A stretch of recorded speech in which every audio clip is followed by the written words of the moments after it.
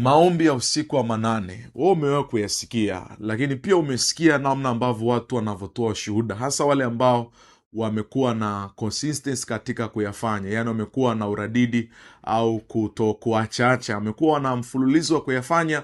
Wengi wamekuwa na ushuhuda.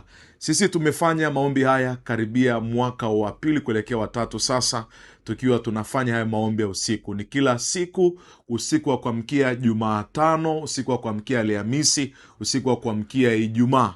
Yaani tunapozungumza kesho, yani leo ikiwa ni Jumanne, kuamkia kesho Jumatano, tuna haya maombi ambayo tunayokuwa nayo.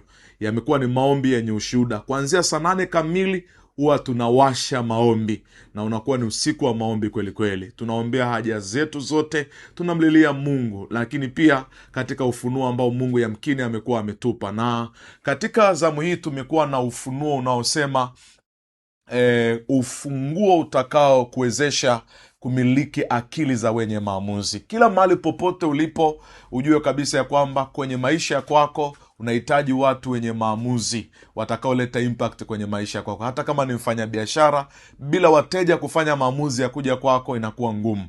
Unaweza ukafikiria kwenye maeneo mengi. Tunahitaji kuomba, ni kukaribisha kwenye hayo maombi ili tukapate kuweza kuona matokeo kwenye maisha kwetu. Maombi yatakuwa live kupitia YouTube channel yetu inaitwa Nguvu ya Maombi TV. Ingia pale na kuweza kusubscribe, lakini pia allow notification ili uweze kupata taarifa za kila kinachoendelea. Ikiwa uko nje ya magroups yetu ya WhatsApp na ungependa kuwa karibu na kila taarifa zinazoendelea, unaweza ukanitumia tu ujumbe wako mfupi kwa WhatsApp namba